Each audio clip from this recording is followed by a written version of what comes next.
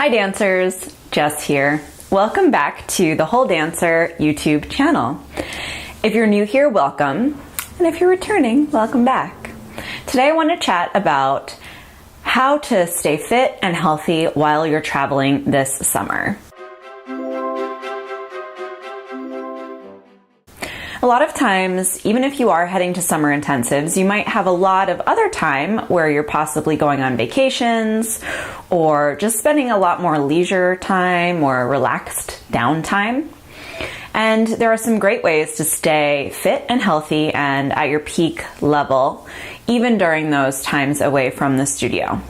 So if you're traveling, take walking tours. Walking tours are a great way to see a new city and explore the areas around you and still get a lot of great exercise. But keep in mind, when you go on a walking tour, you'll definitely want to wear good walking shoes. So this is not the time to wear your cute flats or your cute new shoes that you got for summer. Make sure that you're wearing good walking shoes when you go on these walking tours so that you can move in a very healthy and mindful way. In a new city, another great thing and one of my favorite things to do is to check out healthy food spots. So do some research ahead of time, find some places you'd like to check out, make sure that they have meals that will accommodate everyone who you're traveling with, and then go and explore. Healthy eating is super fun, especially when you find new and different ways to prepare foods, and gaining inspiration from restaurants is one of the best ways to do it. So on your different travels, make sure that you check out those different food places that have great, healthy, and different options for you to explore. Whether you're staying in a hotel or you're staying in an Airbnb, try and find a fitness center or gym that you can use. A lot of times, obviously, in hotels, they have a place in the hotel where you can just, go on down and use their equipment. And then in an Airbnb, you might have to do a little bit more research and find some place where you can work out. Doing a little bit of weightlifting is going to be really great. Building lean muscle is key to stoking your metabolism. So even on vacation, if you do a little bit of weightlifting or you mix up your workout and try something new, you might find and discover a totally new way of working out or cross-training that could work really well for you. Think about how you might take those discoveries forward into your dancing and how they might enhance your time dancing as well. In addition to looking at these different fitness centers, check out different workouts. So there might be a certain kind of workout that they don't have all over the world, but they have in this one specific city. Do some research and try to find out what the city promotes or has promoted in the past in articles as like the best workout available around. If you try something new, you might be able to find a way to adapt it when you go back home, or you might be able to find a similar workout at home.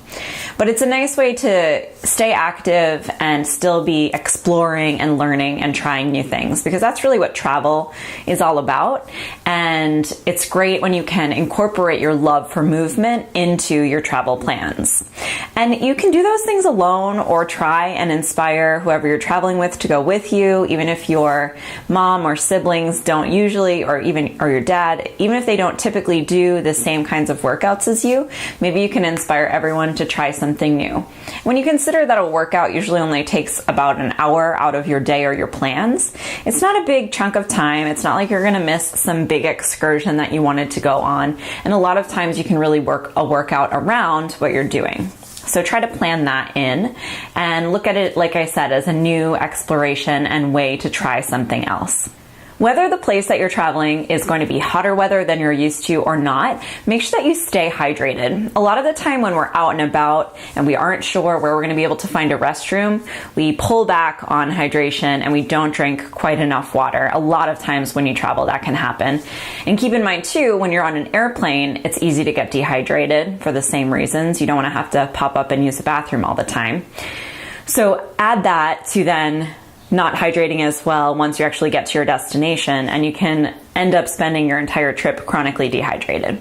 So make sure that you're taking the opportunities to drink lots of water when you stop at a restaurant or someplace for lunch or dinner. Make sure that you're drinking a lot of water when you're there, getting lots of refills as you sit there, and make sure that you prioritize hydration always. As I mentioned before, with going on a tour or exploring the city, Wear good walking shoes. Obviously, as dancers, our feet are wildly important. I know we tend to most of us really also love cute shoes. However, if you're going to be on your feet a lot, it's really important to take care of them, and wearing good walking shoes is really important. Luckily now, activewear is so popular that wearing sneakers and things like that, comfortable shoes, is not totally out of style. So find ways to mix that up for yourself, but make sure that you are taking care of your feet and considering all the walking or activity that you're going to be doing on this trip, and take that into account when you make your shoe choices for any trip. When you're out at restaurants, make sure that you ask questions. Even if you are traveling to a foreign country where it might require learning some words in that language, learn them so that you can ask different questions about the food and you know what you're getting. That's one of the biggest downfalls with restaurant eating, and one of the biggest challenges is that we don't always know how things are prepared. They only give you so much information on the menu, so it really requires some further investigation from you to make sure that you know what you're getting and you make the adjustments that you need.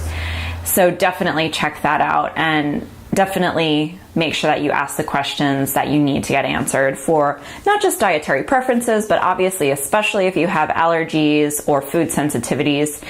You don't want to be on vacation and feeling totally awful or miserable or just having bad digestive things going on. Travel in itself can cause us some digestive issues, so we don't want to make those even worse by not asking the questions that we need answers to in choosing food. Another great thing for staying in shape while traveling is bringing snacks into your hotel room. Obviously, if you have an Airbnb and you have a kitchen, you can bring food and groceries and lots of things. But if you're staying in a hotel, you might be a little bit more limited, but definitely get some healthy snacks like nuts and fruit that you can keep in your room and have on hand so that you're never, stuck with just vending machine options or poor choices. You want to make sure that you can have the best possible choices even when you're staying in a hotel. When we're in a situation where we're not in a specific routine, it's easy to, fall off the workout wagon or just not be as committed to your physical fitness or wellness or staying in shape.